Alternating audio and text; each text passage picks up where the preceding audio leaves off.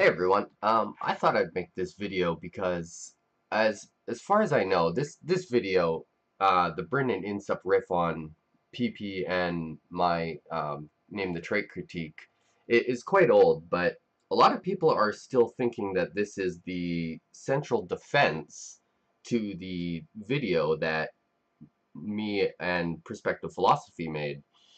And that's a bit problematic because it barely addressed anything whatsoever. So I thought I would go through it and kind of debunk the points that were raised by Bryn and Insup. Now, I don't want to really straw man because I've had conversations with Bryn past this point, and we've actually cleared some of the issues up.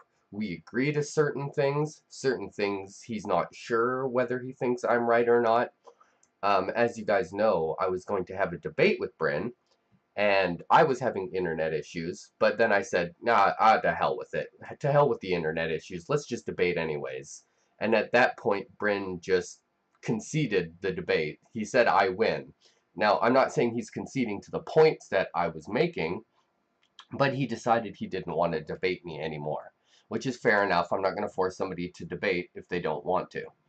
But anyways, I thought I would go into this video and just go point by point, show where I think it's gone wrong. And if, Bryn has changed his mind on some of those points, I guess you'll have to ask him, because I'm not exactly sure where he's at this point. Okay, so let's start this up. Shadow's basically running this argument that says anyone could just define category X as something else, and then the argument wouldn't follow as a modus ponens. All right, so the first point here is that this was one of the criticisms that we levied, but it doesn't change the fact that the argument's a modus ponens. So I'm not really sure why Bryn said that. That's not part of the criticism. Because it wouldn't be the case, if I defined category X as like the set of objects that are purple, then it wouldn't follow like the material conditional in P1 wouldn't be true. All right, so that time he's got it correct. That if X is not what Ask Yourself defined it as, then the material conditional would in fact be incorrect. And that would be problematic for the argument. So then the question begets, what is X? Is X what Ask Yourself tells it is, or is X whatever we get to define it? Because it's a variable, right? So you can define a variable as whatever. And so it has to mean what they say it means, otherwise the argument doesn't work. So he did phrase it correctly there. So that's the substantial rejection they're going for now. Is basically just objecting to the math, the homework, right? That was not one of the substantial objections that we had. This was one of the rather minor points, just towards the way that it was written. And keep in mind that this was a critique of version 4, I believe, at the time. And version 5 actually fixed this issue by, instead of having the whole category X thing, it just makes a claim about your views, which is a substantial claim, and the old one wasn't.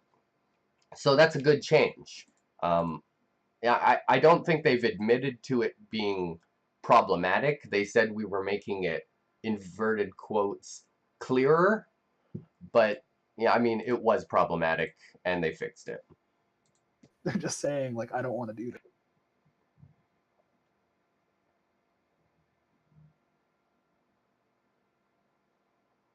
Did you end up watching their video? I watched like 25 minutes. I didn't watch the whole thing. This is something I kind of have a problem with, is that if you're going to critique an argument, you should probably watch it. I felt like it took them a really long time to get to the point. It did. They by 9 minutes in, they haven't even started on the formal argument. Yeah, this is one of the weird things that I don't really understand, is that why can't they grasp the fact that not every single criticism is going to be on the formal argument? The first thing we started with was the old name the trait and the way it was written, because we thought it was good to give a history of it. But apparently they just get annoyed that it isn't talking about what they want to talk about. I don't think they seem to understand that we make videos to talk about what we want to talk about. But that's fun. And they spend like a solid now they're 10 minutes just talking about the identity of indiscernibles and the law of identity in just this completely incorrect way. Well, we'll wait to see how. This is the most recent page, so you can go read through the whack reject. So this is a bit weird because this is supposed to be a critique of mine and Perspective Philosophy's video, and then they start bringing up the wiki from Philosophical Vegan. We don't work together. I don't really know what this has to do with anything, but I do like a lot of Philosophical Vegan's writing. So I'll go over that. I mean, I'm sure as you guys know, Philosophical Vegan is now with Ask Yourselves crew, but I would be very surprised if he thought his previous writing was incorrect. P2 as false argument, which is probably my favorite. P2 takes a rather unusual form of being a category definition rather than a substantive claim, which makes it functionally impossible to refute. What? Whoops, I didn't mean to do that. Why are they using... So this is another weird thing about Insup, is that most of his defense in this video is going to essentially be, I don't understand what this means, therefore it is wrong.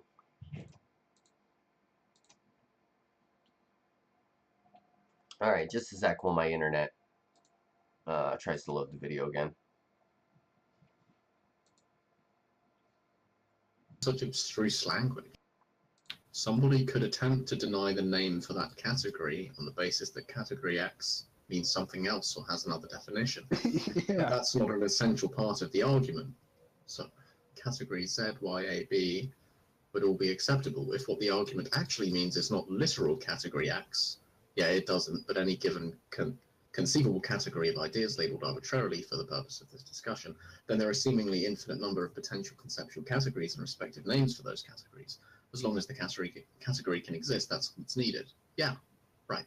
To deny that there is any category available to classify these views would be a very bizarre claim, as though all possible categories are already named, filled, and accounted for. Such a claim would likely run afoul of Gödel's incompleteness. What does that have to do with this? And amount to an impossible that one was assertion. hilarious to me. I don't actually know where that came from. It just seems so out of left field. See, again, this is them saying, I don't really understand what this has to do with anything, therefore it's wrong. It's a little problematic as a defense. I don't think that actually follows.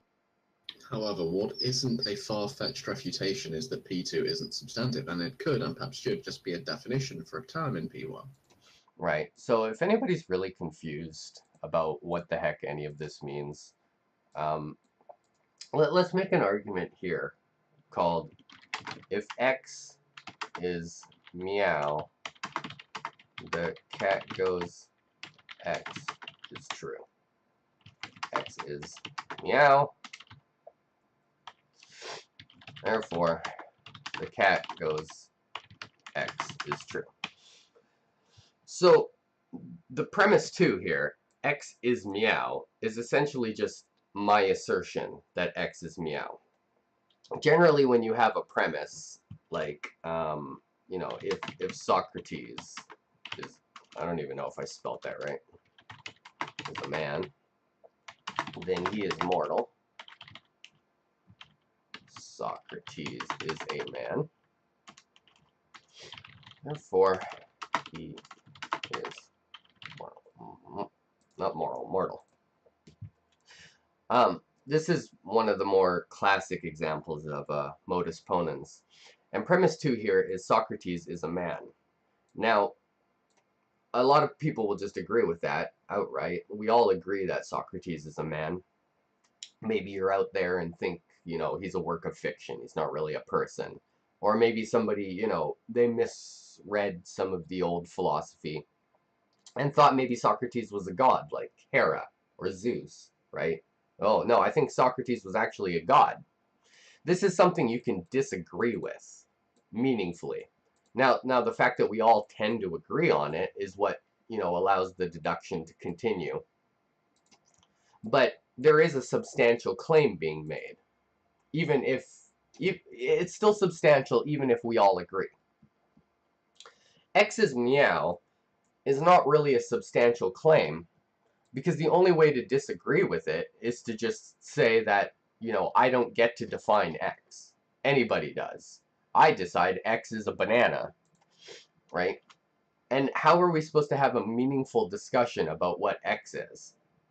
Right? Like, if we needed to know if Socrates is a man, if we had a legitimate disagreement with that, perhaps we would look at the old texts and we would try and decipher from that, and we would consider what's good evidence and what's bad evidence, and we would have a discussion about that.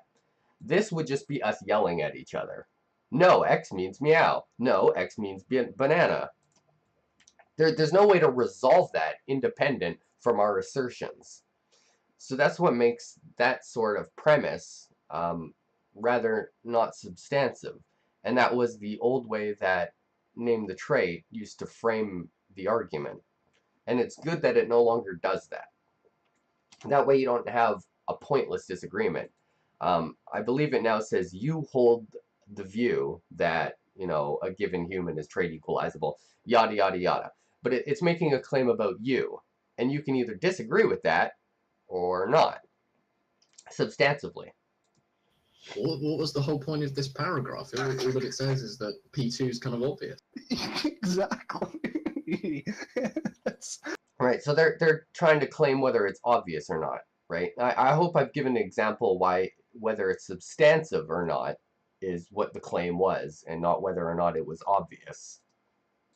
That's what to ask yourself, and that's what we said. It was just like, what does he think he's saying? Yeah, I mean, I don't understand why he even wrote that. Right, again, he doesn't understand. I don't know what kind of defense that is.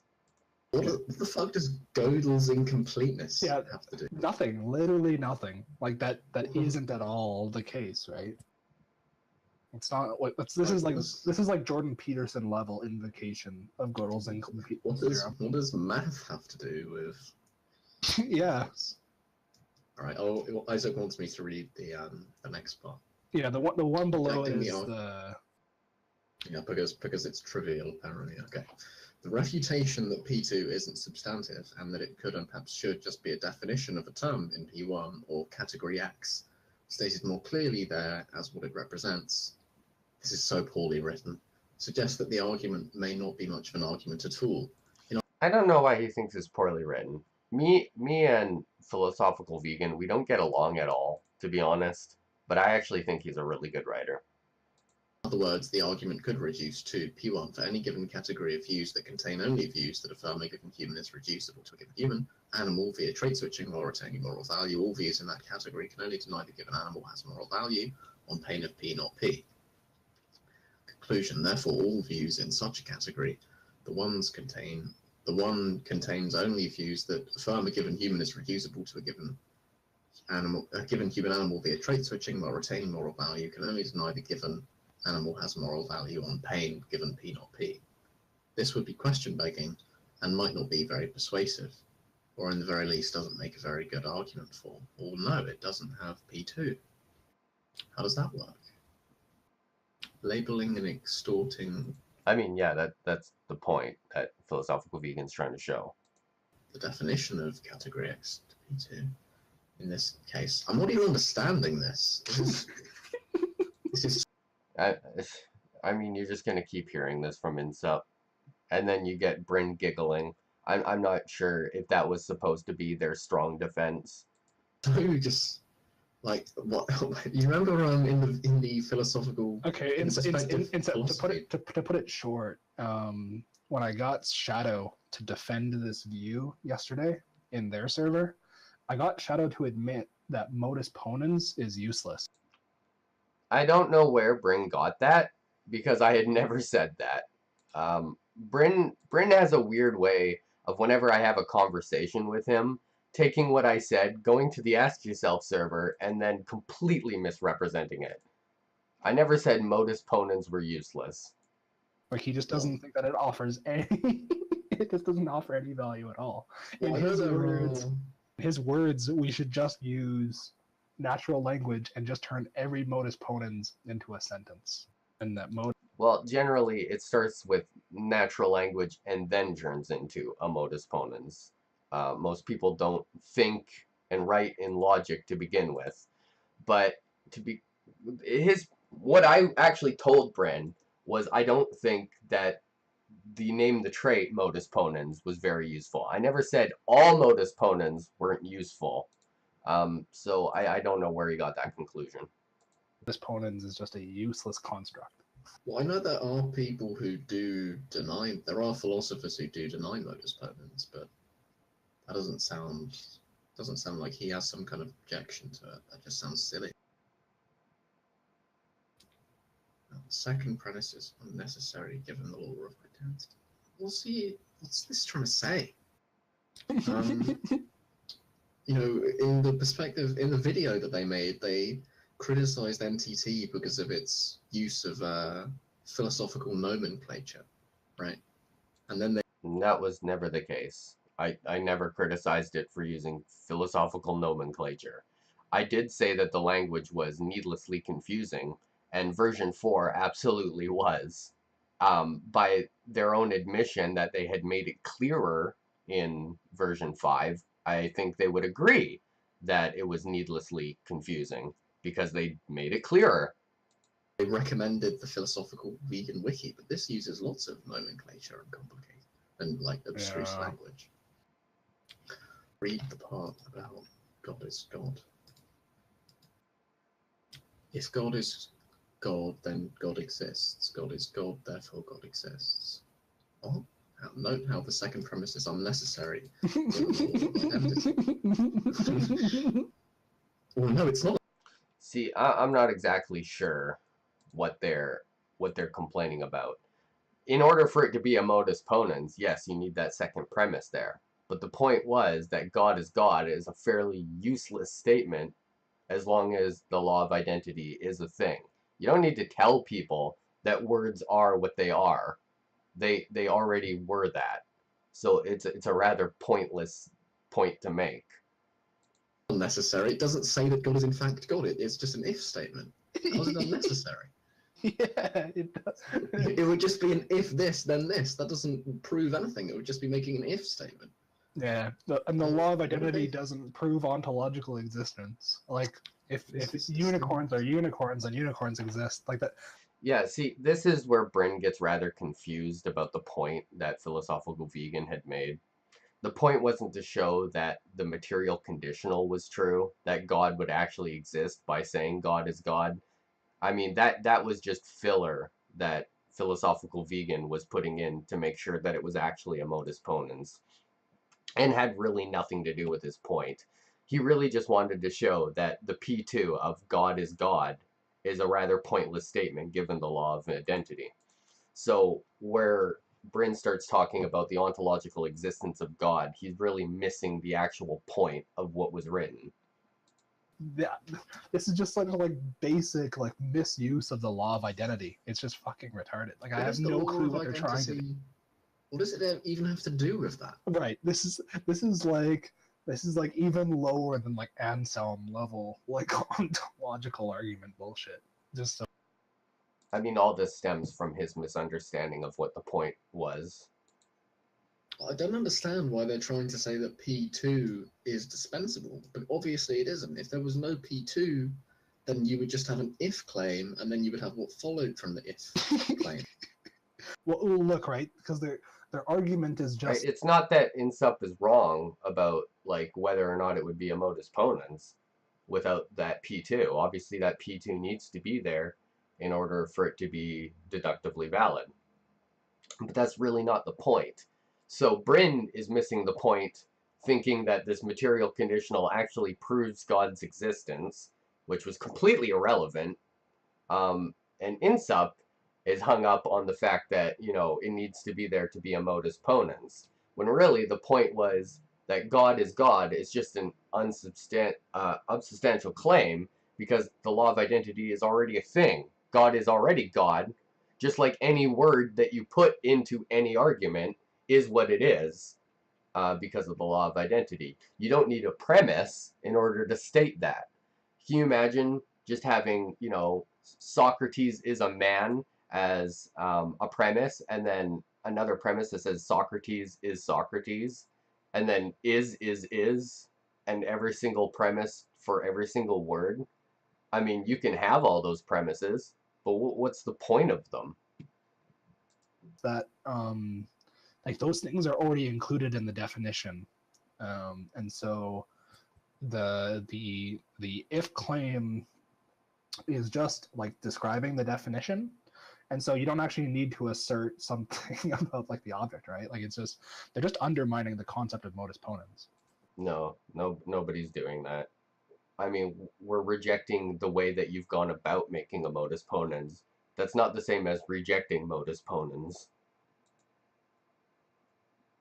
Yeah, I mean, this really just baffles me. I'm not surprised.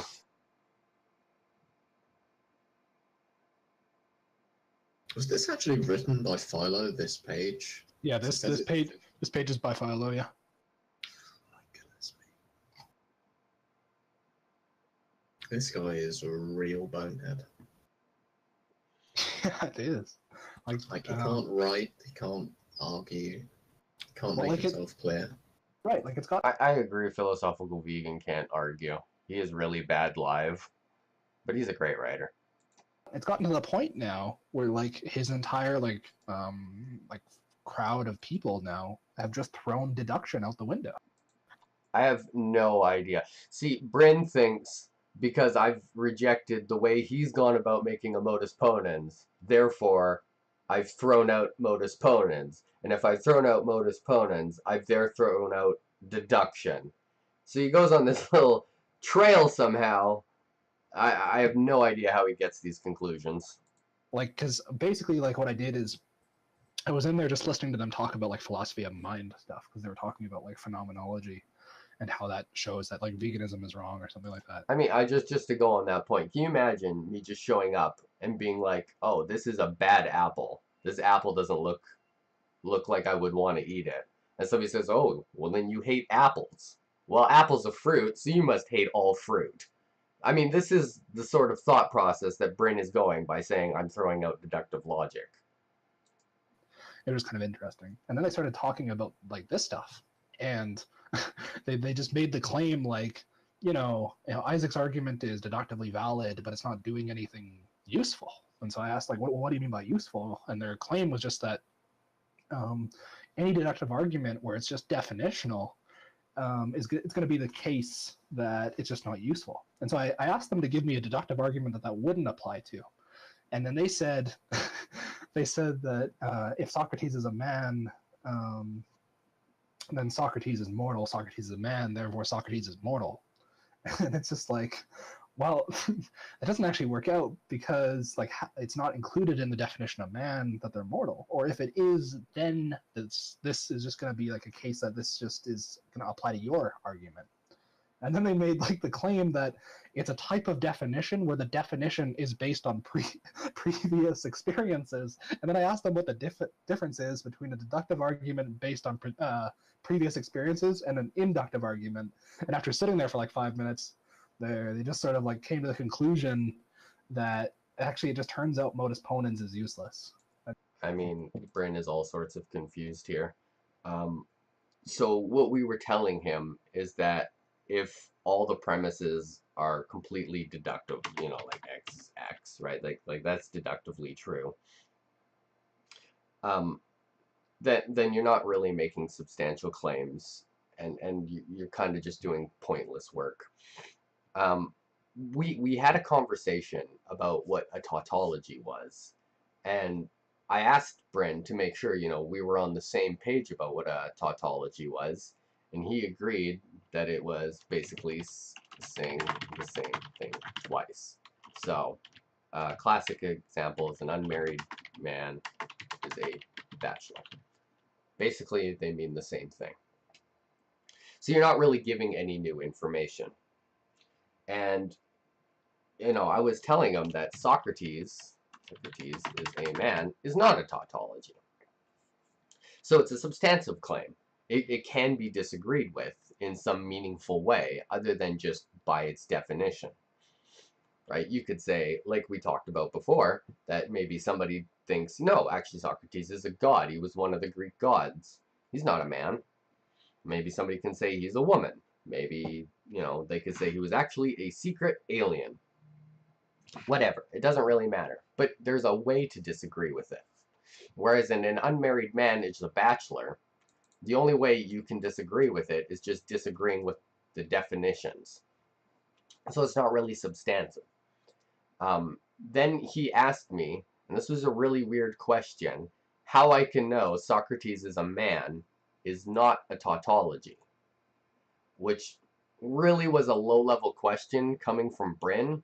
I wouldn't expect Bryn to have to ask me that sort of thing, but the easy way to show is that if every time I have a Socrates, I have a man. And maybe you could say that's true. If every time I have a man, I have a Socrates, I'm sure you guys already understand that that's not the case, right? There are lots of other men that are not Socrates. These two things, Socrates and man, do not mean the same thing. But if I were to do the same process with unmarried man and bachelor, you would see that both these statements were true. That's what it is to be a tautology. That's where they're at now. Jesus. And then they're And just to relate this to the Name the Trade version 4, they had a premise that says, X is, and then they defined the definition of X. So X and the definition they give you were the exact same thing. So it was a tautology. their resident continental PhD came in to tell me that logic is found inductively, but somehow it becomes deductive, and then it goes back to being inductive, and it's a fluctuating state of inductive, deductive, and then some weird shit about synthetic a priori. And I have absolutely no idea what the hell Bryn is talking about.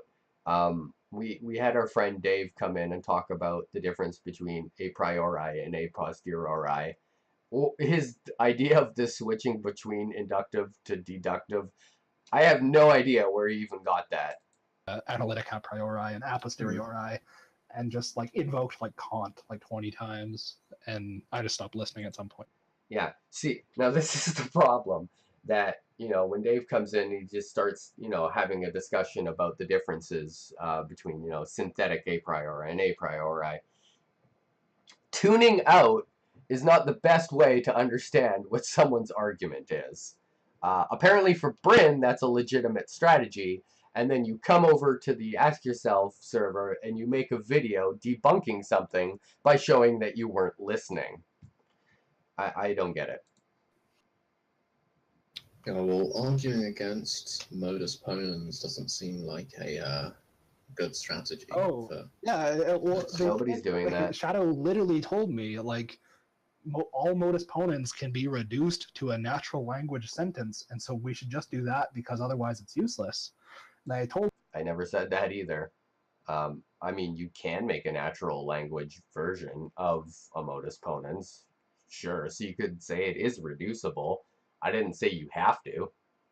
I just disagree with that. There's usages to deductive arguments, and he said, no, you should go read a book. And he got really upset. I never told him to do that. I don't even understand why. I have no reason to ever tell him that. Because my response was, well, what book would you suggest? And he just started yelling at me. And they just... I have absolutely no idea what the hell Bryn was talking about. I don't know what book I would suggest him to read. They just started getting angry because I just started asking them what book should I go research to agree with you? I was like, I'll bite the bullet. I guess I should just I should be in this logical system because apparently this is the useful one, the one that you guys have access to. I have no idea what Bryn's talking about. What logical I'm not saying I have some sort of logical system of my own that Bryn needs to follow. I have no problem with modus ponens. Um, you know, I don't know why he thinks if I disagree with name the trait or the way name the trait was written that I have all these other problems that he just seems to make up in his head. It's like the opposite of like Darth, right? Because Darth tries to undermine induction, but these guys are straight up like undermining deduction, which is just so crazy. We should really get them to debate each other, and they should see which one is more useless, induction or deduction. And just so everybody knows, I did actually talk to Bryn about this particular point that he made, and he agrees that he, strawman my position. Yeah, well, like, it could be interesting to. The thing is that it's not really going to be interesting if the whole thing just comes down to, well, modus ponens doesn't work, right? Because that would just knock out every single modus ponens argument. So Well, like, it's not yeah, a specific objection to NTT. Well, that's what I was asking them too. Is like, well, look, like if I bite the bullet on what you guys are saying, like what turns on that? Like even if I say like all modus ponens are begging the question, what does that result in? It doesn't actually. Only modus ponens with tautologies are begging the question, Bryn. Not all modus ponens. Hopefully this section that they're talking about ends soon, because it's painful to get through. Change anything about NTT. NTT is still true. So like I don't understand like what the objection is. They'd have to show that it's like a formal fallacy, and they're incapable of doing that. They all agree that it's a valid argument, and it's a Nobody agreed to that. sound argument. It's just to them, it's just psychologically true, so it's useless. I just don't know what to say about this. Like I said, the whole X is, this, it was rather one of the minor points that we brought up. Generally, the larger one about how the written version doesn't work is the law of identity problem, but we'll go over that later. Yeah. I've had a few other funny moments in that server, like getting them to agree that definitions have to include every relevant characteristic of an object or concept. So, like the definition of like Socrates would have to include like his feeding time, his sleep schedule, his clothing.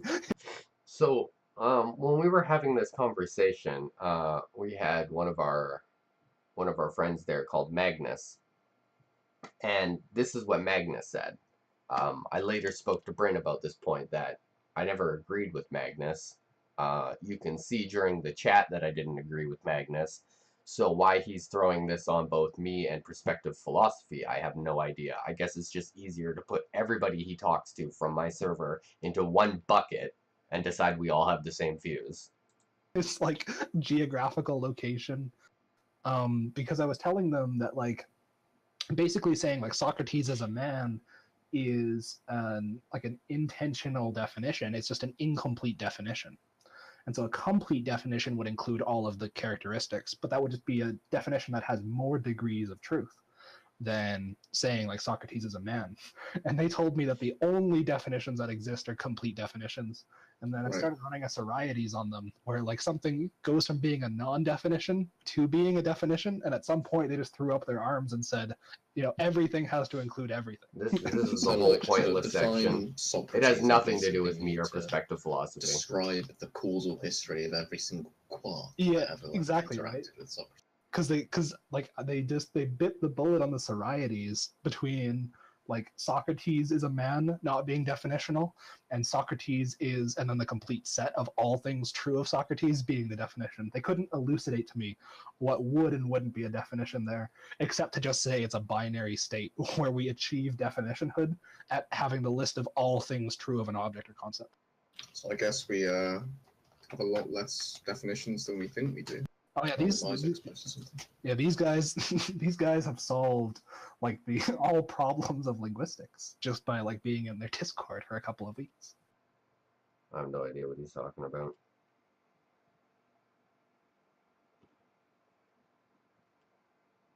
can't even remember if in this video he got a single thing right.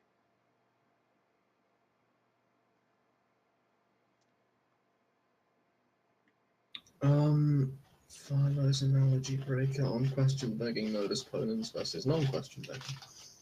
If God is God, then God exists. God is God, therefore God exists.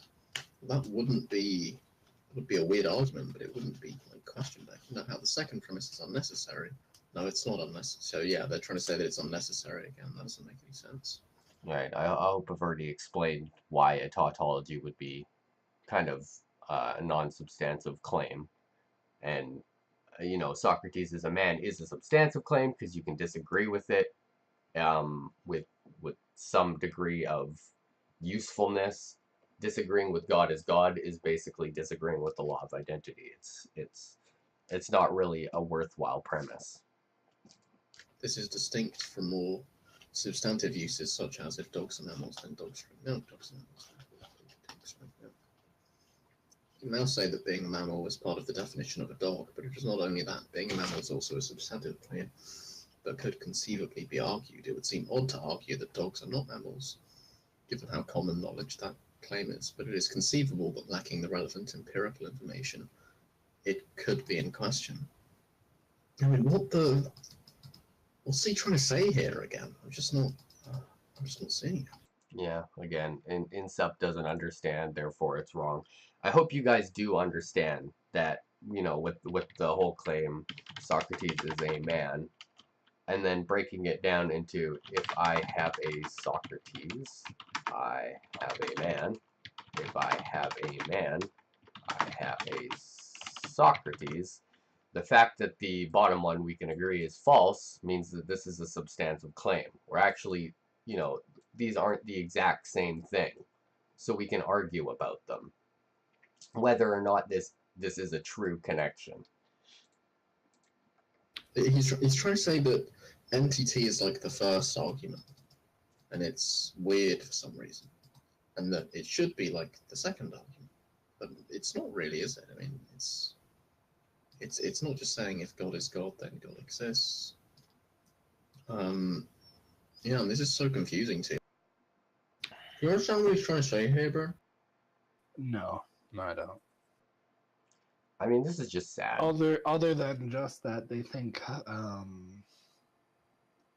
like I all I take him to be saying is just that like definitions as a premise mean that something is question begging. But some definitions are based a posteriori, and so we could actually argue about them. He's sort of getting there. All he's saying to me. That's what they said he's saying. They would say that like a priori Come on, Bryn. definitions are ones we would just be making question begging arguments about, and a posteriori definitions are ones that we would be making actual useful modus ponens about. Well, that's pretty good. And that word useful, that's kind of strange. Like, what do they mean by useful? Do they mean useful in a debate, like for convincing somebody? Because if that's no, useful, the argument, useful informatively, right? Yes. Good job, Bryn. Good job. Well, I mean, even an a priori argument can be useful informatively if you've just never thought about that thing before. Right. Well, exactly right. Like, if an object is a triangle, then it has three sides. This object is a triangle, therefore it has three sides. Well, when I didn't know what a triangle was, it was useful for me to know that. Right. It's still like it's the most basic concept I could come up with. That is right, and I don't particularly disagree with Bryn's point there, because even a tautology can be informative sometimes, because if you don't actually know what a triangle is, then telling you what a triangle is, even if that's a tautological understanding, actually informs you of new information that you never had before. But when you're making that as part of a premise for an argument, it's not really as convincing, right? Because you're not making substantive claims along the way. Is like, to me, like a synthetic a priori, right? Where it's just giving me some information from the definition of like an analytic thing, like trying. Philo says that manness isn't contained in Socrates, but that God exists is contained in God is God. Therefore, it's question begging. Well, obviously he's wrong about that, right? Manness is contained in Socrates. It is not. That's the whole point of this, is to show that manness is not contained in Socrates. Commonly, we know that Socrates is a man. Like, that's something we can all agree with. But to say that it is contained within Socrates is incorrect. If we found some ancient scripture which said, Socrates was actually just a god who pretended to be a man, this is what Plato was talking about, then we would still have a concept of Socrates. Everything that Socrates did, we're still talking about Socrates, but we would revise this opinion. We'd say, oh, he wasn't really a man, he was actually a god. So there's nothing to say that these things are stuck together. And this is basically what you can do to prove this. Have Socrates be a sentient cloud of gas. And then therefore it's question begging. Like, that's not what makes an argument question begging, is it? So this is just it's just so silly. Do you think they just Wikipedia warriored on question begging? And even if it were the case, right, that it's a true antecedent, then you could still have a false material conditional. So, for example, if God is God, then God exists is a false material conditional. That's true, but it had nothing to do with the point. What is like Philo's background? Is he just like a Wikipedia warrior, or does he like actually have like an academic background? I've never like really understood what his contribution to the community. Keep in mind, right? This was supposed to be a response to perspective philosophy and Shadow Starshine's Name the Trait critique. We've been talking about philosophical vegan for the last 15 minutes. Well, he just runs a defunct wiki, basically. He has a YouTube channel that he's never uploaded to. Gotcha. I mean, I don't know what the point of that was, to try and take shots at philosophical vegan. Who the hell is Bryn and Insup? What does Insup do? What does Bryn do? I mean, for that point, too, what do I do? Or we're all just people on the internet.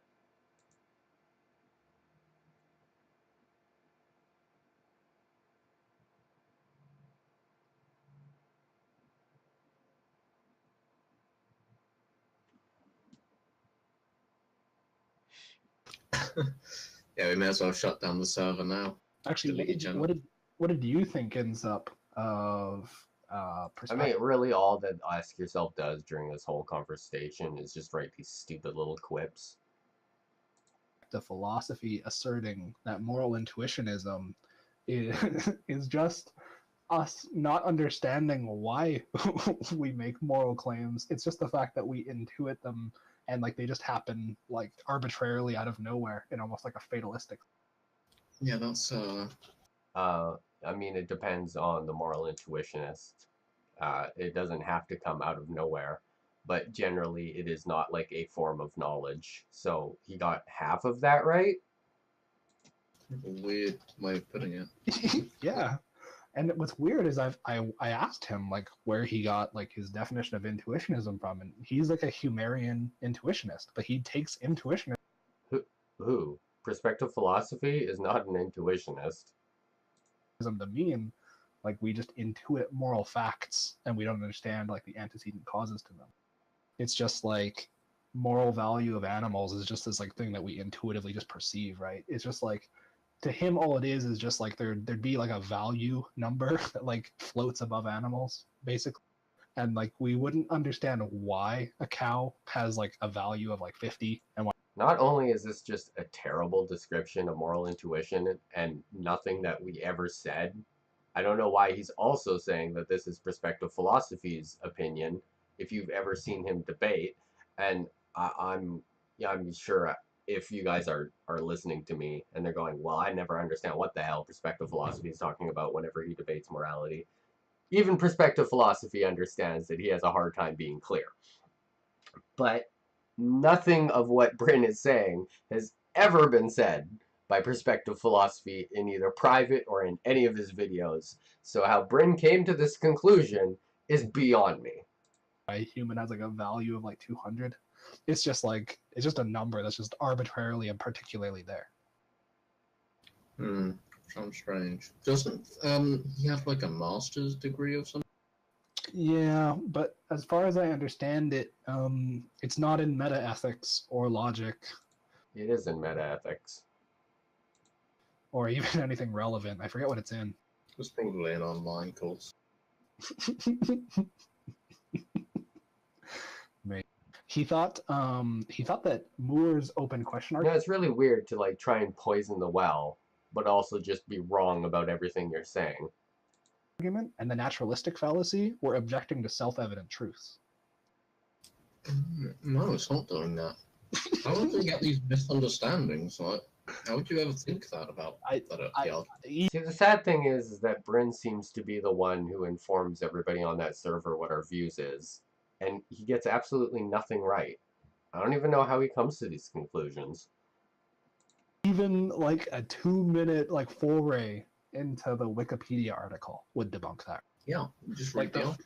Like the first paragraph is saying, this is basically just Moore restating the Isaac gap.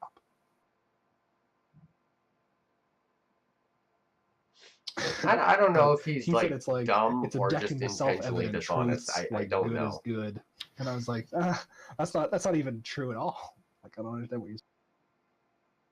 Because he got really upset when I said, like his form of projectivism, or his form of like moral realism would just be, like a naturalistic fallacy.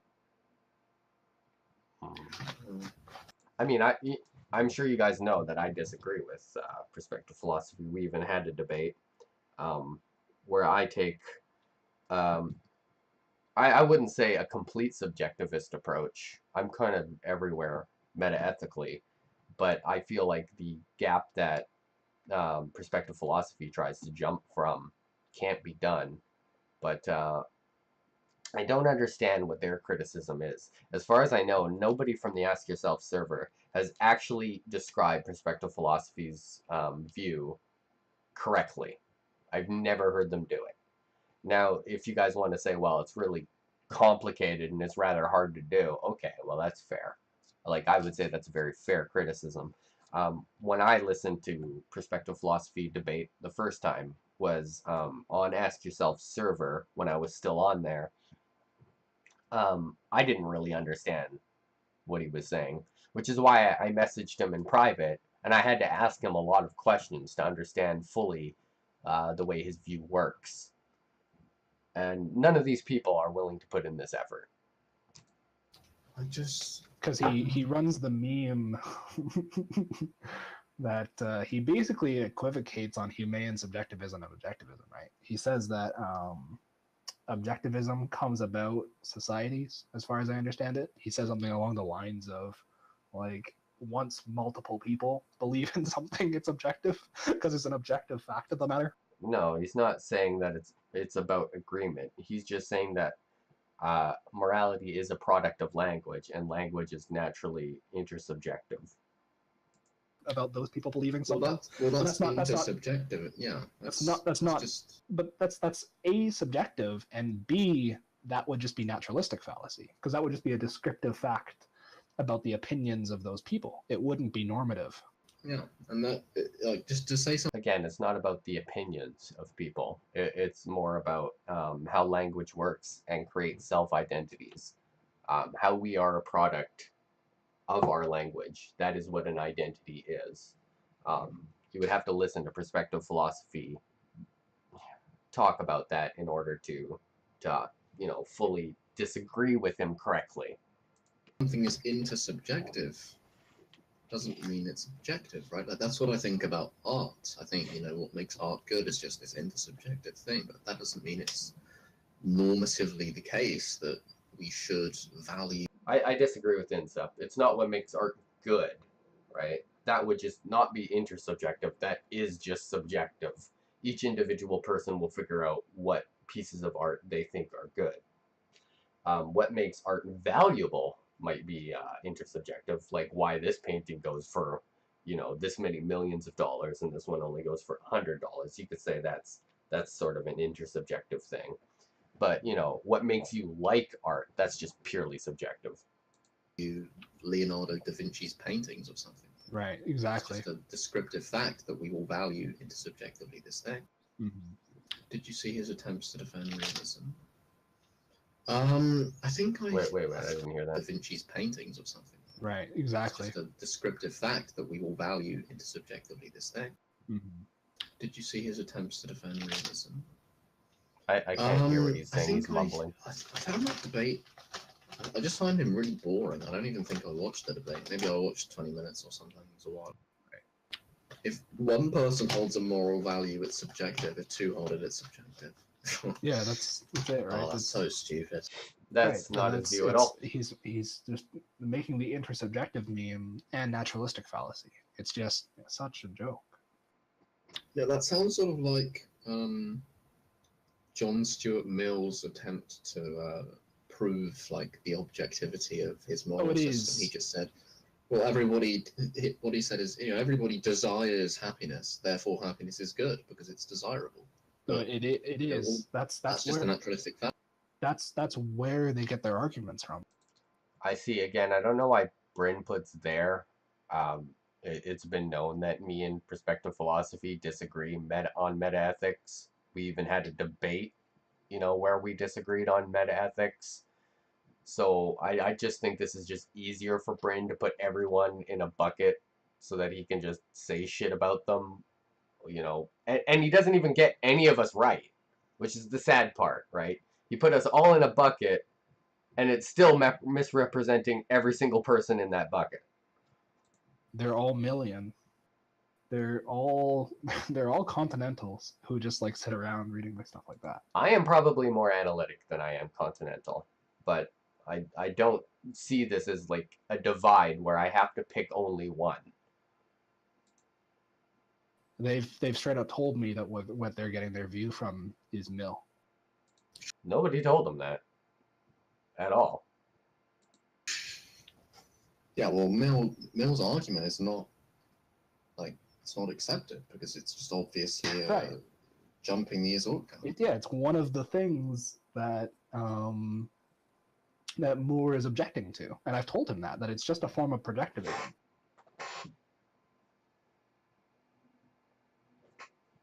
And then he tries to rescue it with this whole like intuitionism meme, but I don't think he even understands intuitionism. Perspective philosophy is not even an intuitionist, right?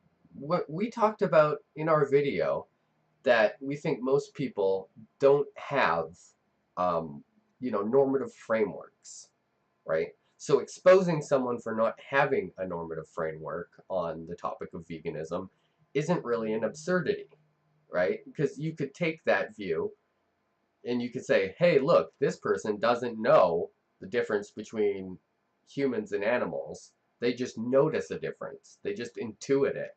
And you tell that to another regular person, they'll be like, well, yeah, I agree, right? That was the point that we're trying to make. You can't just declare people as absurd because they don't know. You have a better chance of making someone look absurd for attempting to explain their view and watching them do it badly than you would if they just said, well, I don't know. And that was our point. That was the only time we ever really brought up intuitionism. None of us ever declared that we were intuitionists. Yeah, I don't understand how this guy...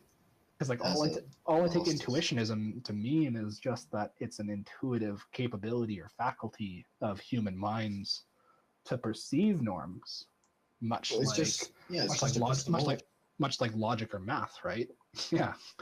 It doesn't make any ontological claims. There's other ontological arguments, and then all intuitionism is saying is how we epistemically come to know them. But he thinks it's an actual like ontological thing, and that intuitionism is the thesis. And then he basically says it's like particularism, but like full Dancy particularism, where it's just like there's not even like contributory values. It's just like I have no idea we never had this kind of conversation Literally, Bryn just takes like anything that's ever been said and then makes like 5 new connections that have nothing to do with anything we said. And the first thing that he starts with is wrong. Like, things are Yeah. particularly the case and we just intuit it. You just see it. Yeah, it's just insane. Like, I don't even know how he could go about defending that just psychologically. Like, that seems to undermine like all concepts of like moral discussion. Like, when we have moral discussions, we talk about the reasons why we think like killing is bad, or why stealing is bad, or why, like, you know, things can be categorical or hypothetical. Like, there are reasons to things, but he thinks that intuitionism as a thesis is just basically particularism. Right. Yeah, he said that's what I'm talking about. Asked ask yourself is he thinks that we can just intuit a nameless trait, and basically all. And we're not saying that we can do that or that that was the best thing to do or any of that. The whole point was to show in Ask Yourself's, conversation tree is that if somebody can't name the trait, he leads that to meaning you are absurd, which, by Ask Yourself's definition, absurd means would be rejected by the majority of people. But saying that I see a difference between animals and humans, I don't really know what it is. I just, I intuit this. It's just obvious to me. That would not go as absurd to most other people. Now, you can have a disagreement with someone. You can say, well, I think you should put additional effort into this. This is something worth considering. I don't think you should, be willing to kill things based off of this intuition. None of us had a problem with that sort of argument. The whole thing was to say that it's just not absurd. That's it. That was the only claim we made. He means by nameless trait is just a form of particularism, where we just come to a conclusion, but we don't know the antecedent cause, or there might not even be an antecedent cause. Right, and the argument still works. I mean, you can say, well, what if I intuit a nameless trait that, means that you don't have value? Can I kill you now? Right, exactly, right. And so you could run like Isaac. Right, so this is the same stupid criticism that, they've fallen into like a million times. They did this when Ask Yourself debated Angstrike, where he started saying, particularism can lead to anything. And then he realized that, principles can also lead to everything. And then, as subjectivists, they say, well, if you say that's not valuable, then anyone could say something else isn't valuable. And you would have to sign off on that. No, because they don't even believe that about their own subjective views. Right? Subjectivism, by definition, can lead to anything if that person believes that. And they don't bite the fact that they have to accept other people's subjective views. They only have to accept their own. So this is the same stupid mistake they made with that to the whole Angstrike issue and applying it again. Objection to that view, or Vic's objection to that view. Exactly. It does. You don't have to accept someone else's intuition because you're using intuition. Just like you don't have to accept someone else's subjective values because you think morality is subjective. You don't have to accept other people's particulars because you have particulars. All of that is wrong. What was the other discussion? Ask Yourself had one with it was a guy who had a list of reasons, and he said, a list of traits, and he said, well, if you can make a list, then anybody else can make a list, and you'd have to accept it. Again, that's wrong, right? You only have to subjectively accept your own list. It doesn't actually grant you anything to say something like particularism.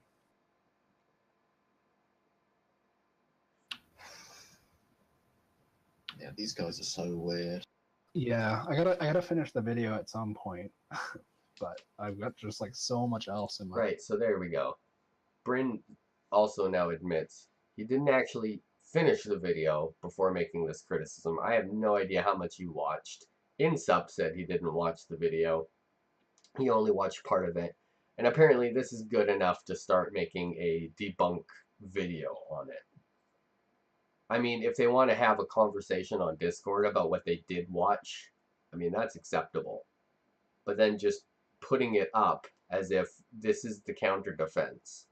And it's not necessarily that anywhere in this title that they're saying this is the official counter defense. I'm not going to like strawman them and say that's the case and whoops. So it's not like, but whenever I see anything in the Ask Yourself Discord that somebody shows me, and people ask, well, what's the response? What's the response to Shadow Starshine and Perspective Philosophy's video? They just showed this video. They lead them to this video. Here you go. Just watch this video, and it'll be the counter to their video.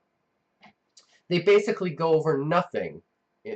None of the points that we make in the video. They haven't watched it all, and Bryn gets almost everything incorrect. And Insup has almost nothing to even offer. I don't even know why he's there, to be honest. What is he offered? That he doesn't understand what people are saying? That is like all he's ever said during this entire video so far. Bryn at least tries to make counter arguments, but it's all based off of false understandings. There was a few things I agreed with and that I said along the way, but for the most part, he's just completely incorrect. Life. It's sort of like increasingly just becoming like on the back burner. Yeah, I thought it was a very boring video. Right. It's not exactly right.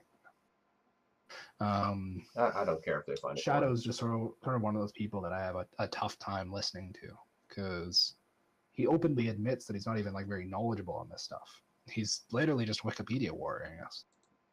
I do admit that I'm not the most knowledgeable person. I just started school in philosophy just last week, actually. And so I'm going to look to pick up a lot of any of the missing knowledge that I've had along the way. A lot of my learning has been through debates, and I've been debating for about 8 years now. And I mostly debated religion, so, epistemological topics. What would count as good knowledge? And I made videos on veganism a long time ago, but I never really paid any more attention to that. I only made like this one video series about it, and then I just completely forgot about it. And only recently, in the last year, have I been talking about it, and this has been developing my, metaethical knowledge and normative and sort of building that up. I had previous knowledge about it, but it was all very superficial. And, now I'm gaining new knowledge. But as far as I know, Ask Yourself is in the same position I am, right? We learn through talking to people who probably know more than us. I talked to people like Dave, and, I talked to people like Lewis, and I was on Calliopean Club, where I talk to a lot of people who were a lot more knowledgeable than I am, and they lead me to terms and explanations and things, and it's mostly just using my own critical thinking ability to come to new conclusions and to better arguments. And that's kind of what we're all doing. So if he's just ripping on me for saying, I'm not formally educated, well, a lot of us on Discord are in the same boat. That's not much of a criticism. We're all just trying to do our best. And, I'd like to think I'm humble enough to say that, sure, there's lots of things I could be missing. I could just be completely wrong about certain things. And it would be nice to hear that sort of humility on the other side, too, especially when they're not formally educated either, right? So, I don't know. I don't know what kind of criticism that is. Yeah, not even very well, apparently. Yeah. Not actually reading the articles. No, it was hilarious. Like I was just laughing out loud the entire time he was describing like the history of the trait swap as a trait. It was just like what does the like law of identity even have to do with this? I guess he just didn't watch the full argument. I don't know.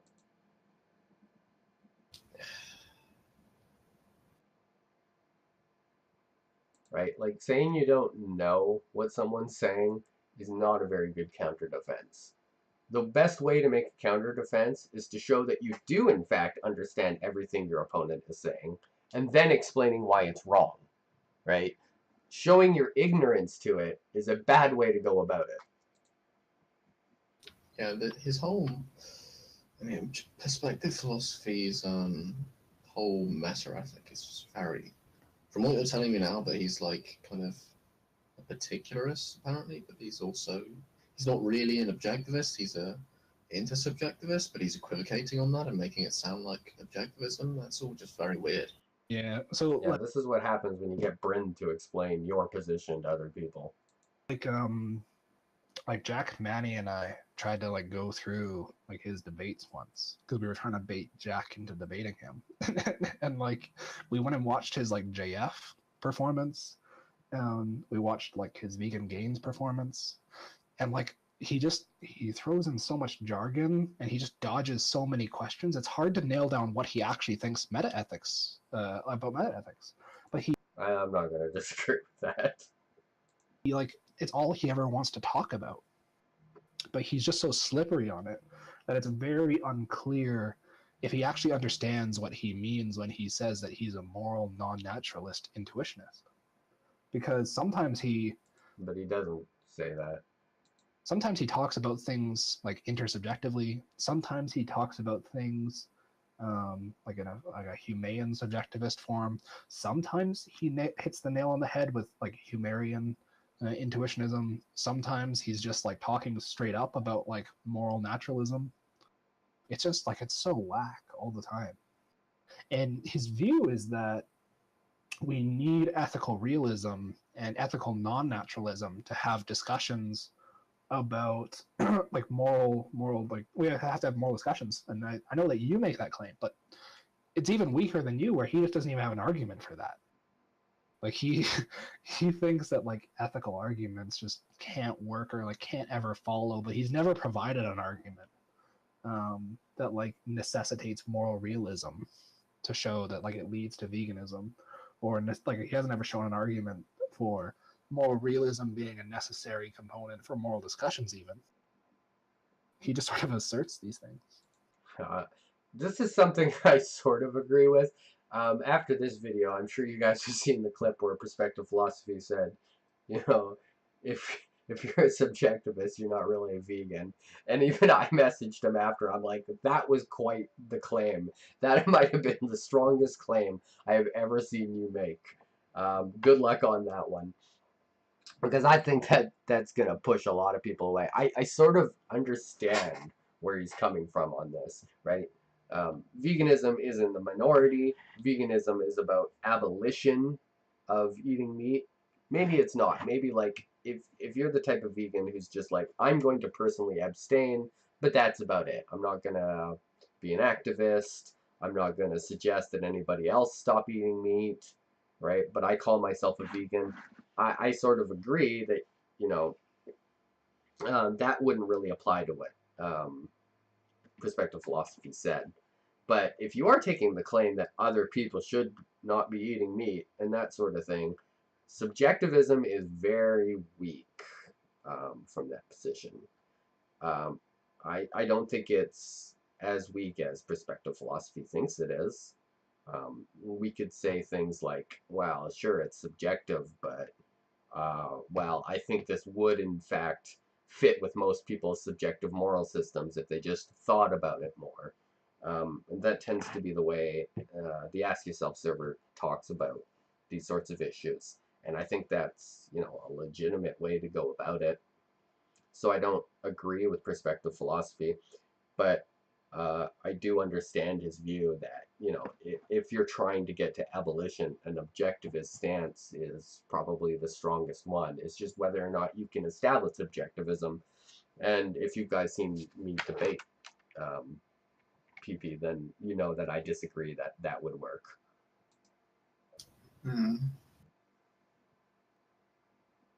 Yeah, I mean, it really irritates me when there's people who just won't be clear about what they believe. Like, why does everybody do that? You know, you'd think that if you were having discussions about these kinds of topics. You just want to be clear about your opinion. Right. I mean, if Insup really had any genuine interest in understanding either my view or perspective philosophy's view, you could just message us.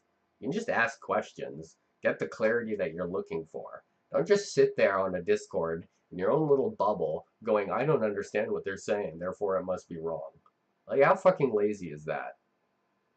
It's just, I have no respect for that. And this video, before I talked to Bryn, I've had just good discussions, but when I watched this video, my respect for Bryn just plummeted. Watching him misrepresent so many different arguments. I don't know. It always throws me off when people are kind of slippery like that. Yeah, probably, and probably it's right, sort of there's sort of two trademark things that I've noticed, like as I've just like talked to him recently. The first is he very quickly becomes patronizing, and so he's like very quick to like ask me if like I understand concepts or like what philosophers I've read, or he'll appeal to PhDs very frequently. I do get annoyed with Bryn because often it seems like he's not listening. I don't tell him, I don't ask him what philosophers he's read because I don't really care. Uh, the other shit he's saying isn't true. But like with the example with Socrates as a man, um, that was one of those things that annoyed me. I can actually probably just add this image. Give me a moment.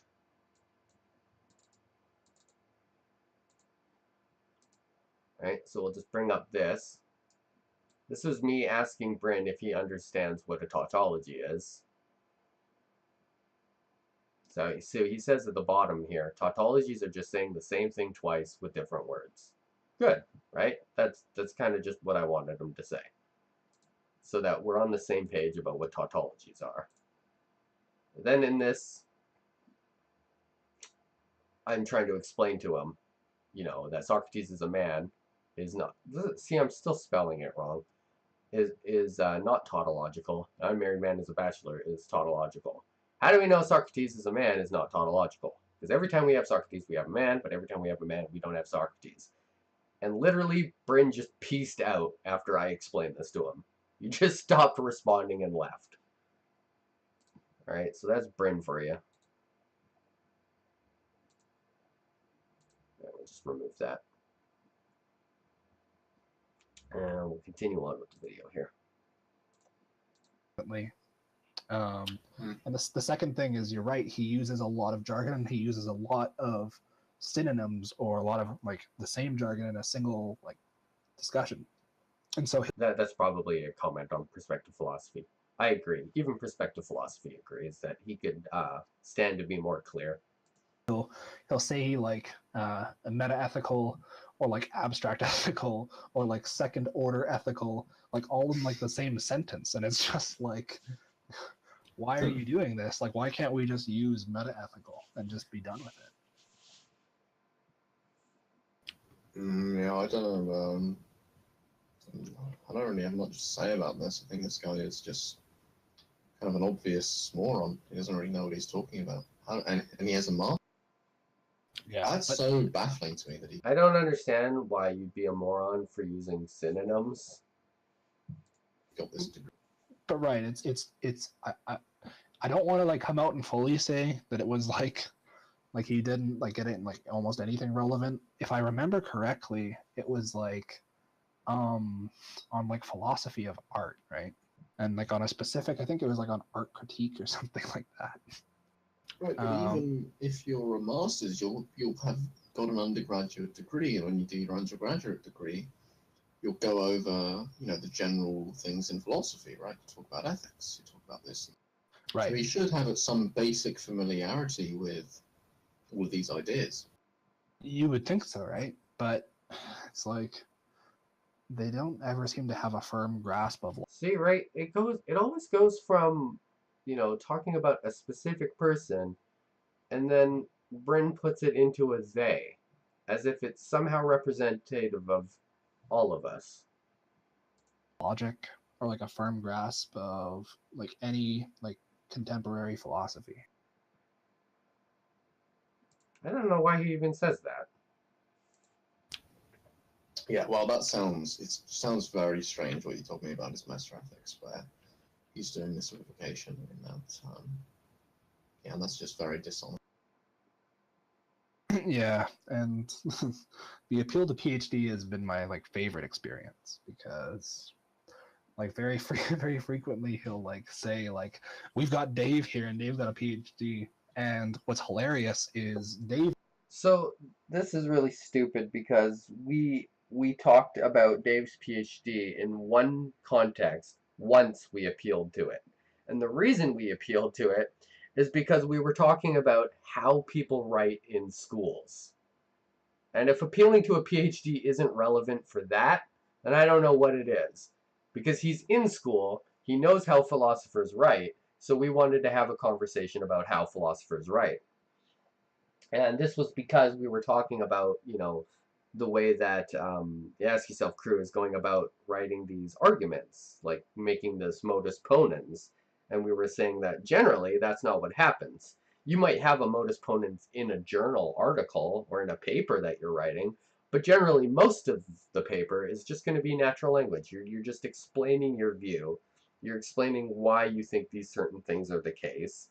And then you kind of sum up the inferences in a sort of logical argument towards the end. It just takes that collection of ideas, shortens them into a very digestible piece. And it's important to have all that natural language there in order to have nice expanded explanations and understandings that you can feed into the argument. And we were talking about how that's generally how things are written. Some papers don't include logical arguments at all. In fact, I would say most of them don't. So we were just saying that, this isn't really how people write.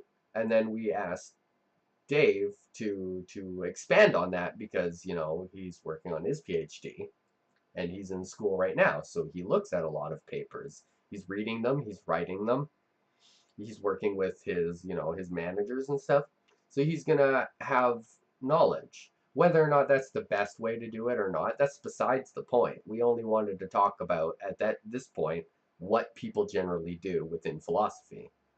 And now he's complaining that we're appealing to PhD all the time, which isn't true. This sort of a well-known idiot as well. And so I have a lot of like arguments that like I've listened to against Dave. So I have like 10 or so like go-to like dumb things that like Dave has said. So I did talk to Bryn after this, and apparently Bryn said he confused Dave with someone else. Right? Like I don't even know how the hell he managed that. Like whenever he tries to bring Dave in, I'll just like bash Dave and then say, "Oh yeah, turns out the PhDs don't actually have value," and then just like continue on. Right, says the guy who has the role PhD verifier on the Ask Yourself server. What has he said? Dave is like for a lot of it, it's like economic stuff, but he's like a very like low level capitalist. Like he doesn't have very strong objections to these things. But yeah, Dave doesn't really talk about politics that much. Neither do I. He also has like very naive views about like the analytic synthetic divide. He also I would like him to explain why. I mean, previously in this video, when he talked about the a priori, a posteriori, and the synthetic a priori distinction, Bryn said he tuned out. So, in what way does he have a naive view if you weren't even listening? has very naive views about free will. Like he's a libertarian free will. That is insane. None of us believe in libertarian free will. Not me, Perspective, Dave, no one believes in libertarian free will. That I even know on my server. Well, maybe there's somebody who I don't really talk to that much. But yeah, for the most part. So I don't know where the hell he got that. And then he's basically a Kantian on like everything. So No, he's not. You have to understand that just because somebody understands the distinction between a priori and a posteriori does not make them a Kantian on all issues. right? He agrees with that distinction, but that doesn't mean he follows everything Kant ever said. Oh, he has very difficult time like defending his views about categorical imperatives. He doesn't have views about categorical imperatives. What the hell is he talking about? Because it turns out Right. Kant was not exactly right about a lot of things. Mm-hmm. But there's also just like he'll just say something like along the lines of like he'll do the curvy like I have a master's degree in this, and you can just be like, yeah, He literally never does that. Dave would never talk like that. I have four master's degrees, and then you just keep on like going. Yeah, that's pretty cringy if he's actually like needing to appeal to his degrees in conversation. Yeah. It's really shitty that people get information from Bryn about our server.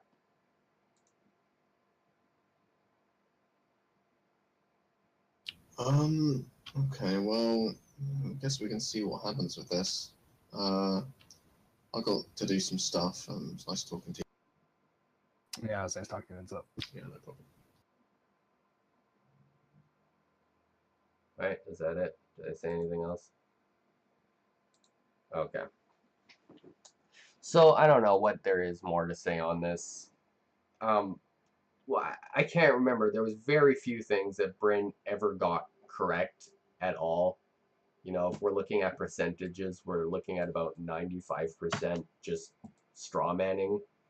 And this is supposed to be their defense. This is what they show people as a response to our video. They almost addressed nothing within the actual video. They didn't talk about the whole law of identity thing. They only brought it up to say that he didn't understand how we were making the connection we were making.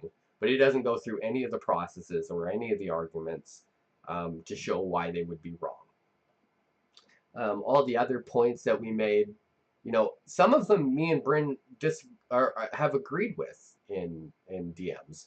I brought up the point that, you know, the conversation tree isn't written for value pluralism because it says at which point does something lose value, when it's possible that there are multiple points where something could lose value. But because it doesn't have that possible plural, it's not written for value pluralism. And generally, when you watch Ask Yourself debate someone, he'll try to pick apart the traits one at a time, as if there can only be one point where something loses value. Now, I don't think he does that anymore, but it's still stuck in the conversation tree. Like, I haven't seen it updated. So it's still a legitimate criticism, and this is one that me and Bryn have agreed on. But, you know, this isn't brought up during this discussion that they have on Discord, as is most of the stuff that we said. The substantial stuff, the little nitpicky stuff.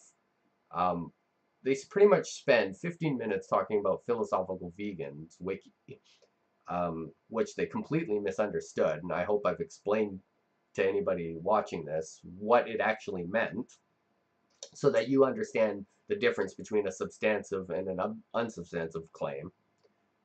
That's not to say that this rejects modus ponens or throws modus ponens out the window or whatever stupid conclusion they managed to come up with, but it's just like some premises just aren't even worth arguing. There's just not even point having them there.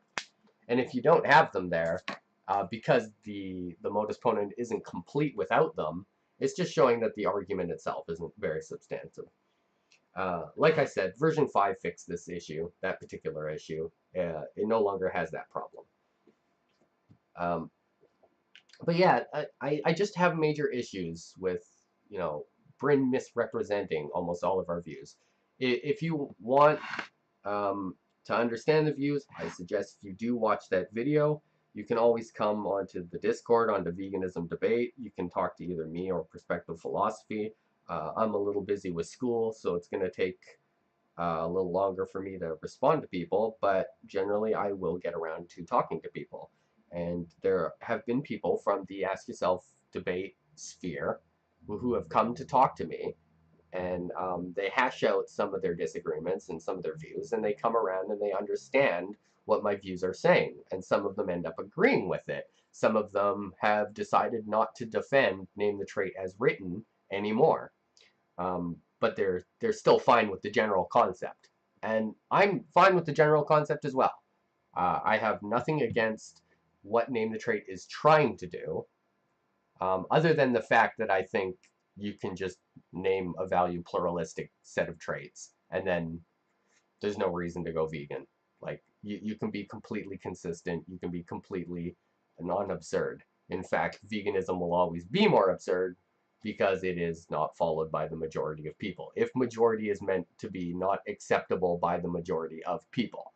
I mean, we all agree, I hope, that veganism is currently not accepted by the majority of people. So you have to make these sorts of arguments that go a little bit beyond that, right? You can say something like veganism will fit in with someone's subjective hypothetical imperatives. You know, it fits very well within their system. In fact, it'll be better for them. They'll feel better because of it, or something like that. And that would be fine. You can make those sorts of arguments. But, you know, Name the Trait doesn't try to establish that. It's really just trying to show that everybody is absurd or inconsistent. And I've already shown that that's not the case. If anybody, you know, they think that Ask Yourself has made these reductios that have solved my position, all of them are straw men. You know, he runs none of it by me. He never asks me to define anything. He just makes assumptions in order to say I'm wrong. And that's the best that they have so far. You know, Bryn was going to debate me, but he backed out of that.